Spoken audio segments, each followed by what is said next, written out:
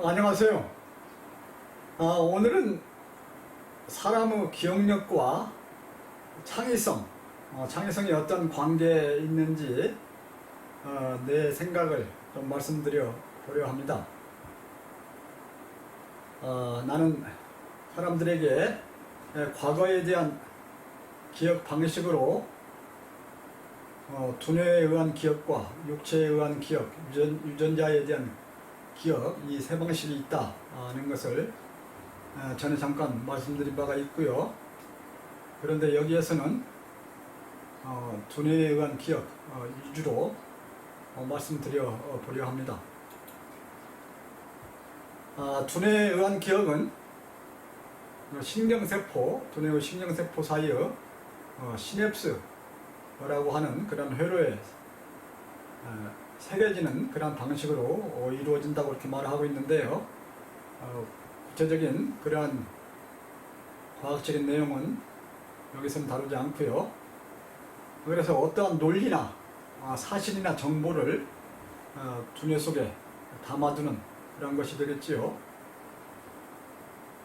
경험이나 학습을 통해서 얻은 그러한 정보들을 가장 가까이 두고 자기 몸에 두고 필요할 때 즉시 찾아서 활용하려는 그러한 방법으로 두뇌의 기억이 이용되고 있다, 그렇게 말씀드릴 수가 있고요.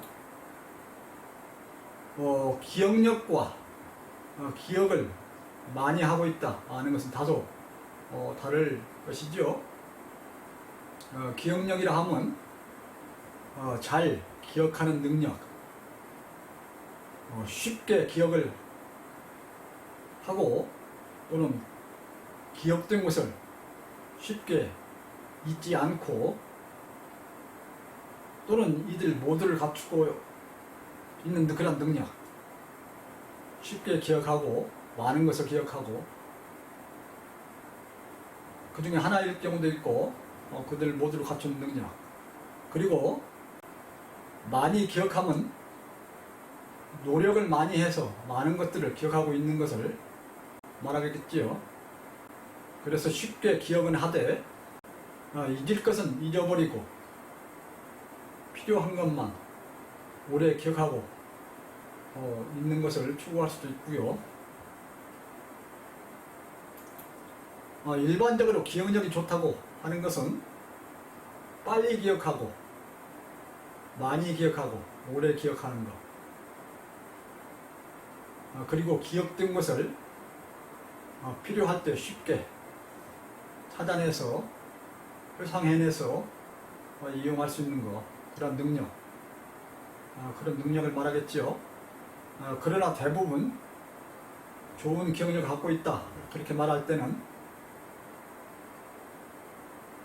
기억된 것을 잊지 않고 오래 기억하고 있는 경우, 그때 사용하는 것이 많고요. 많은 것을 기억하고 있을 때에도 가끔 사용하기도 합니다. 나는 기억하기를 무척 싫어해서 자연계를 택해서 씁니다. 역사나 지리, 화학은 과학입니다만 특히 역사나 지리, 고전, 이러한 것들을 특히 싫어했고 수학과 물리를 좋아했습니다. 나는 특히 사람이나 지역의 이름, 연도나 어떤 돈에 관련된 숫자, 이런 것은 매우 약합니다. 그러니 어찌 인문계 공부나 돈 버는 일을 잘할 수 있을까요? 기억에 좋은 영양분은 칼슘과 마그네슘, 비타민, 특히 비타민 중에서 비타민 E, 그리고 오메가3, 아연, 철분이죠. 이런 것이 있으며, 또한 기억에 좋은 음식으로는 푸른색을 등에 갖고 있는 푸르등어, 꽁치, 정어리 같은 생선, 그 다음에 아몬드와 호두 같은 견과류, 시금치, 당근, 브로콜리, 호박 이런 것 같은 녹황색 채소, 블루베리, 블랙베리 와 같은 베리 종류, 굴이나 바지락과 같은 조개류, 그리고 콩, 다양한 콩들이 있죠. 콩류, 초콜릿, 토마토, 달걀, 달걀 중에서 노른자, 바나나, 아마, 인삼, 이런 것이 있다고 하네요. 저는 특별히 이런 것들을 찾고 있는 편은 아니고요. 그리고 기억을 좋게 하려면 생활 습관으로는 잠을 충분히 잘 자는 것, 기억에 도움이 되는 음식을 앞에서 몇 가지 열거를 해드렸습니다만, 그런 음식들을 충분히 먹는 것, 자기가 기억해두고자 하는 그런 정보나 내용에 대해서 사람들과 수시로 대화를 하거나 수시로 반복해 외워서 깊게 새겨지도록 하는 것, 그리고 술과 담배를 적게 하는 것, 머리를 적절히 사용하면서 긍정적인 생각과 더불어서 일상적으로 가볍고 깨끗하게 두뇌를 유지하는 것, 이런 것들을 조언한다고 합니다. 창의성이라고 하면 때로 독창성이라고도 하지요. 주로 과학자들이 하는 일과 같이 새로운 개념이나 원리, 논리를 찾아내는, 또는 공학자나 발명가들이 하는 것과 같이 어떤 원리를 이용해서, 그리고 물질을 이용해서 새로운 기구나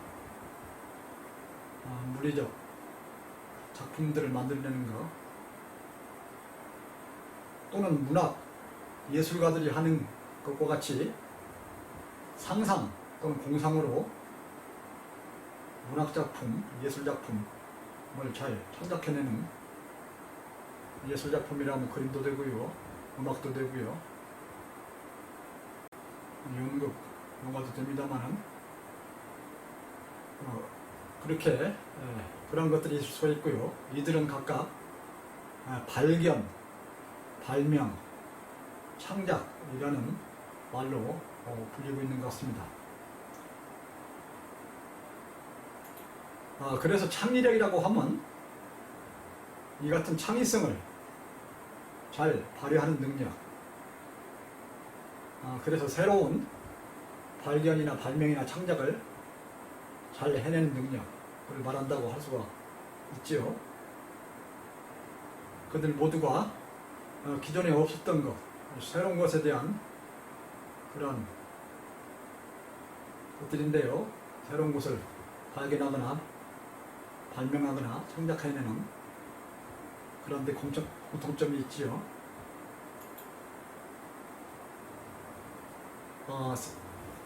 사람은 어떠한 새로운 것을 찾아내거나 문제를 해결하거나 필요한 일을 해내려 할 때 본능적으로 가장 먼저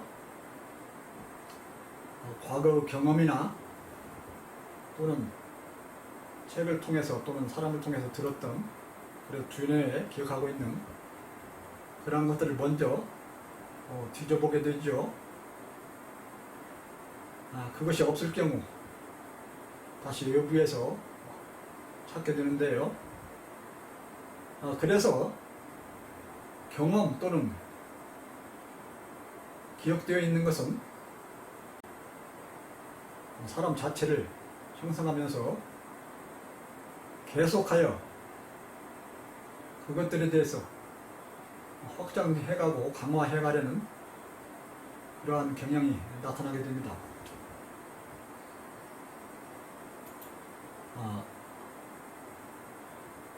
즉 이는 두뇌가 많은 것들로 채워지면, 즉 많은 것을 기억하고 있으면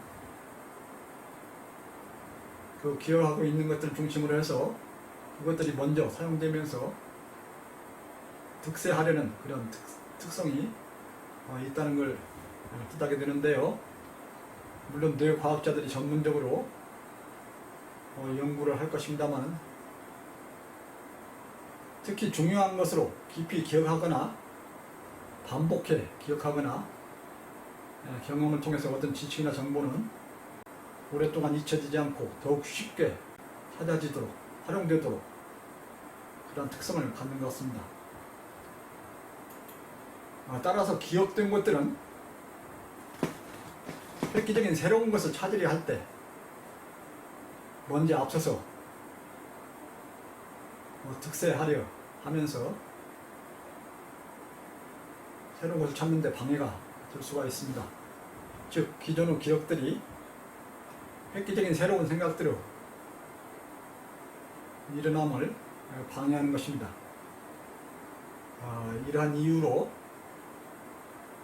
과거나 기존의 것에 익숙할수록 그것들을 지켜나가려 하고 새로운 것을 싫어하면서 창의성이 떨어지는 그러한 이유. 그래서 늙을수록 과거에 집착, 안주하려는 경향이 강해지는, 그렇게 생각할 수가 있습니다.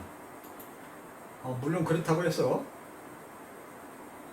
큰 창의성을 위해서는 모든 것을 잊어버리라, 기억에 두지 말라, 기억했던 것을 지워버리라, 그런 말은 아닙니다. 과거의 것, 기존의 것이라도 중요한 것은 기억하고 있어야 하겠죠. 특히 원리나 논리나 이치는 계속해서 이어지면서 형성이 되고 확장이 되어가기 때문에, 그리고 원리나 논리나 이치는 개별적인 사실, 낮게 사실보다 핵심을 이루면서 중요한 것이기에 꼭 기억하고 있어야 되고요. 그럼에도 머릿속에 잡다한 것, 자극적인 것, 그런 것이 많은 것은 새로운 생각에 큰 방해가 된 것은 확실합니다. 창의성은 물론 잔재주나 잔꾀나 편법과 다릅니다.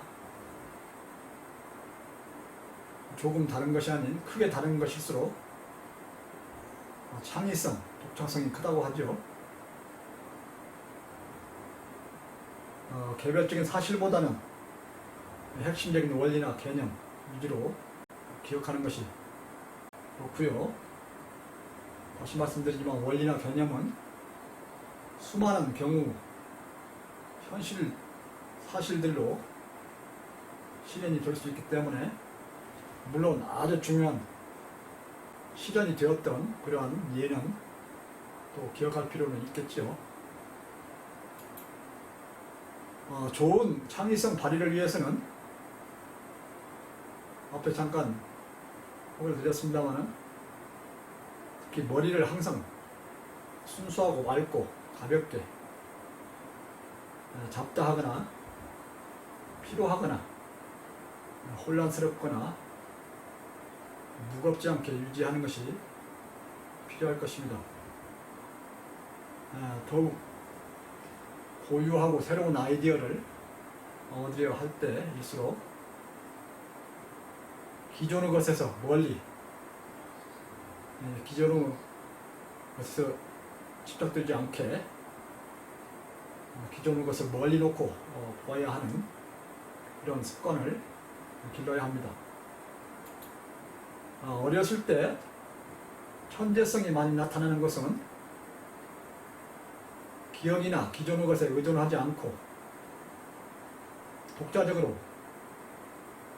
새로운 것을 찾는 그러한 일이 쉽게 일어나기 때문이라고 생각이 됩니다. 바둑이나 수학이나 물리학이나 음악 작곡 등 예술에서 어렸을 때 천재성이 크게 나타나는 것이 그 예가 아닌가 생각해 봅니다. 발명보다는 발견과 창작이 더욱 기존의 사고방식을 벗어나는 것을 요구하게 되죠. 발명은 실생활에서 활용되는 것을 전제로 하는 그런 특징이 있기 때문에 기존의 것들에 대한 그런 고려, 참조가 필요하는 경우가 많지요. 일반적으로 말하면 학문에서 인문계는 주로 기억에 의존하는 특성이 강하고 자연과학은 주로 창의성에 중점을 두는 그런 특성이 강하다고 할 수 있겠죠. 인문계는 인간을 중심으로 하면서 전통, 관습과 관련된 것, 경험적인 것, 약속이나 규약 등과 관련되는 것, 그러한 것들이 위주가 되고, 그 대표적인 것으로서 법률 전서들을 많이 외워야 하는 행정고시나 사법고시 고시들이 대표적인 예가 되겠지요. 큰 기억을 필요로 하는 인문계 분야가 아닌가 생각해 보고요. 물리, 화학, 생물학, 천문학 등 순수 자연계, 즉 과학은 자연에서 지금까지 인류가 알아내지 못했던 자연에 숨어있는 새로운 원리를 찾아내는 그런 발견, 역점이 주어지고, 공학은 과학에서 알아내는 원리를 실생활에 물질을 이용해서 적용하는, 활용하는 그런 새로운 발명, 그리고 문학과 예술은 논리보다는 상상이나 공상으로 호기심이나 어떤 도덕성이나 그런 것을 불러일으키면서, 또는 예술 같은 경우에는 오감 기능으로 아름다움을 느끼게 하는 그런 방법을 찾아내는, 그러면서 영감 기능에 기반을 두는, 그러면서 새로운 창작에 중점을 두는 그러한 특징이 있지요. 정리를 해보면은 순수 과학은 새로운 것의 발견, 새로운 원리의 발견, 공학은 알아낸 원리를 실생활에 적용하는 그런 발명, 문학과 예술은 상상이나 공상을 통해서 호기심이나 또는 오감 기능을 통해서 아름다움을 느끼게 하는 그런 방법을 찾아내는 그런 창작의 특징이 있다고 하겠죠. 인류 역사에서 물리학에서 가장 위대하다고 하는 상대성 원리를 발견했는 아인슈타인. 아인슈타인은 기억력이 매우 나쁜 것으로 알려져 있지요. 내가 생각하기로는 그는 기억력이 나쁘다기보다는 새로운 것에 대한 호기심, 물리세계에 대한 새로운 원리를 발견하겠다는 그런 것에 정력을 집중시키는 그런 이유로 과거 것들의, 현실적인 것들의 이해와 기억을 멀리하는 그러한 것이 아닌가, 나는 그렇게 보고 있고요. 그가 기억력이 나쁘다는 실화 몇 가지가 알려져 있는데, 첫 번째, 그는 상대성 원리를 발표하고 나서 나중에 미국으로 건너가서 스탠포드 대학에 근무하게 됐는데, 그 물리학에서 유명 인사가 되어서 그에게 너무도 많은 사람들이 전화를 걸어서 온갖 질문들을 해와서 도저히 자기 일에 몰두할 수 있는 그런 상황이 못 되어서 그 당시만 해도 교환량을 통해서 전화가 연결됐던 시대지만 교내 교환량에게 누구든지 자기 집 전화번호를 물어도 가르쳐 주지 말라고 단단히 부탁을 해놓았다고 합니다. 그런데 어느 날 갑자기 밖에서 자기 집에 전화를 걸려 하는데 집 전화번호가 생각나지 않았다고 합니다. 그래서 어려운 끝에 학교에 전화를 해서 교환량이제 물으니까 아인슈타인 본인이 결코 어느 누구에게도 가르쳐주지 말라고 했다고 하면서 가르쳐주지 않으려 했다는 그러한 실화가 있고요. 또 다른 실화로는 그가 어느 다른 지방으로 가려고 기차역에서 표를 끊고 벤치에 앉아 사색을 하면서 기차를 기다리고 있는데 오래전부터 저만치 앉아있는 그러면서 기차를 기다리고 있는 다른 사람이 있었는데 그는 한참 후에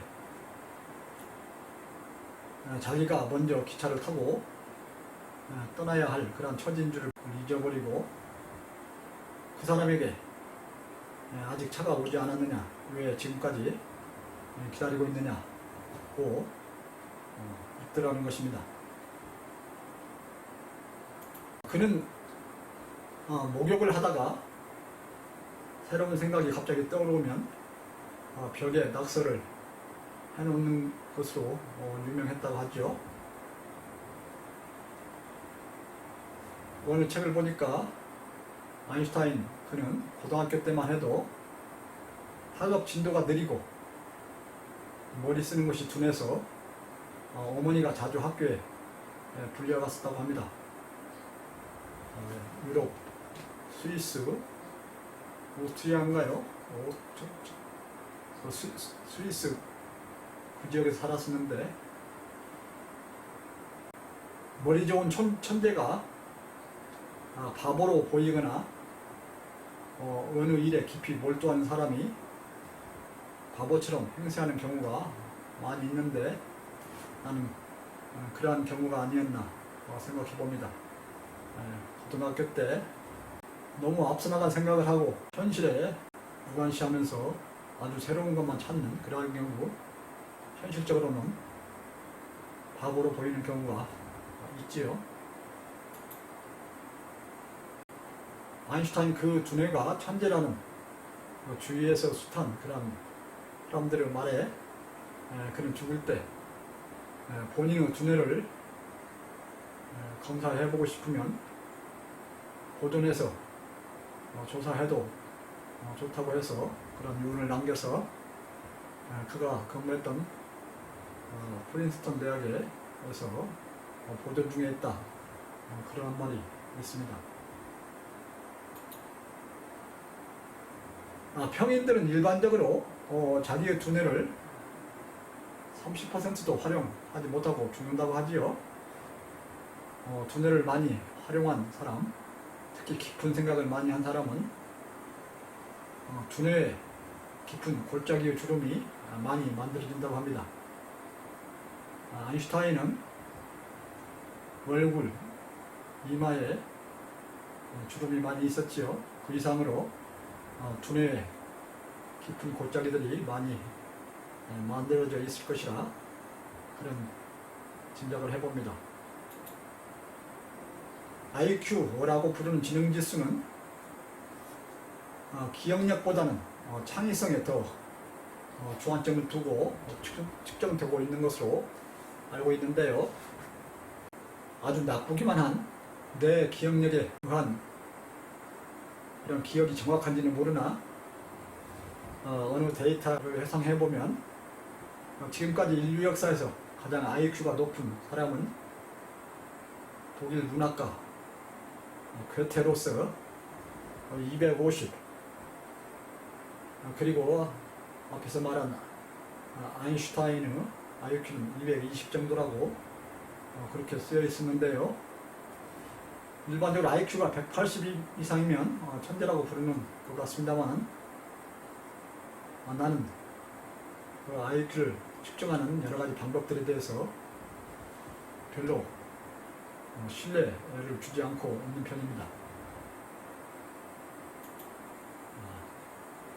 물론 기억력이 나쁘다는 것과